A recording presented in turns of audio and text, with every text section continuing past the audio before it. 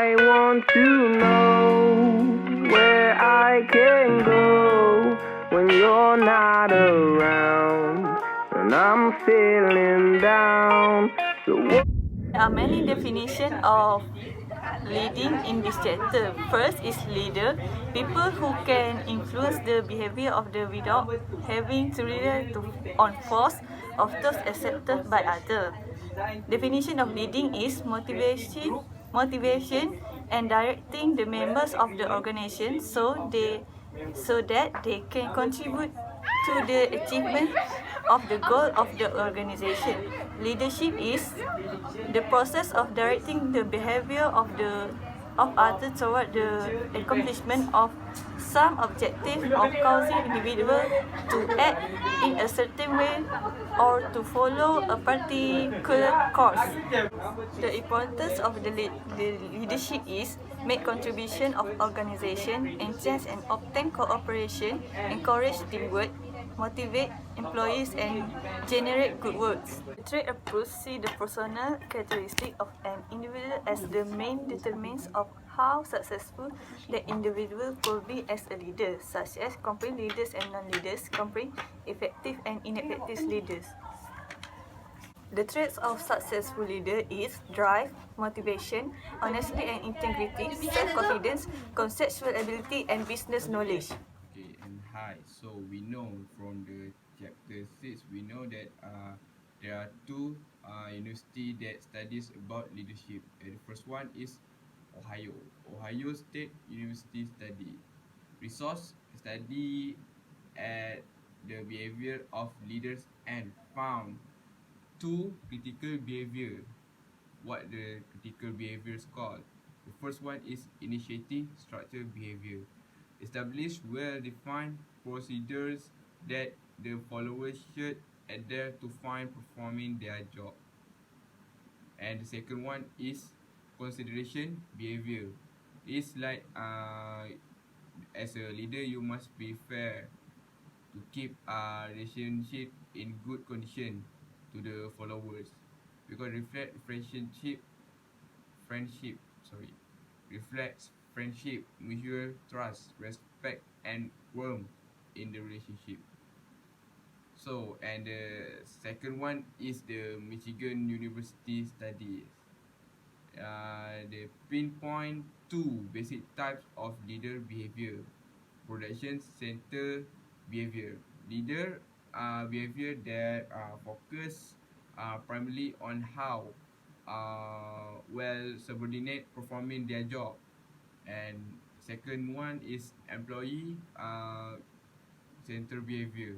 It seems like production center behavior, but it focus primarily on subordinate as a people. Leadership approach, behavioral theories, the managerial grid. So, there are 5 styles of the managerial grid. First is the indifferent, 2 is the accommodating, 3 is dictatorial, and 4 is the status quo, and 5 is the sound. So there are 2 diagrams, one is basic and one is comprehensive.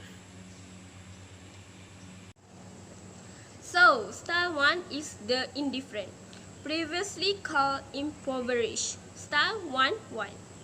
So, in this style, managers have low concern for both people and production. Managers use this style to preserve job and job seniority, length of time served in a job, protecting themselves by avoiding getting into trouble. The main concern for the manager is not to be held responsible for any mistakes, which results in less innovative decisions. The second style is the accommodating, previously called as country club, style 1-9. So, this style has a high concern for people and a low concern for production. Managers using this style pay much attention to the security and comfort of the employees in hopes that this will increase performance. The resulting atmosphere is usually friendly but not necessarily very productive. So style 3 is the dictatorial, previously called as task management. Style 9.1 with a high concern for production and a low concern for people. Managers using this style find employee needs unimportant. They provide their employees with money and expect performance in return. Managers using this style also pressure their employees through rules and punishment to achieve the company goals. This style is often used in case of crisis management. Style 4. The status quo, previously called as middle of the road. Style 5.5. Okay, so this style 4 is balance and compromise. Managers using this style try to balance between company goals and workers' need. By giving some concern to both people and production, managers who use this style hope to achieve suitable performance, but doing so gives away a bit of each concern so that neither production nor people needs are met. So the last style is style 5, the sound, previously team management. In this style, high concern is paid both to people and production. As suggested by the proposition of Theory Y, managers choosing to use this style to encourage teamwork and commitment among employees. This method relies heavily on making employees feel themselves to be constructive parts of the company. The Ashley-Blanchard life cycle is designed how leaders should adjust their leadership style in response to their subordinates' situation to decide for achievement, experience, ability to accept responsibility. There are 4 phases of leadership style in this theory. First is telling. Follower must be instructed on what, when and how to do various tasks. Second is selling. Leader still provide a great deal of decision, but attempts to lead followers feeling about decision, ideas and suggestion. Third is participation. Is employee have more ability to achievement motivation. And 4 is delegating. Is followers no longer need direction from manager. After that, next theory is the path goal theory. Is leader role in the clarify for subordinates how they can achieve high performance and is associated reward.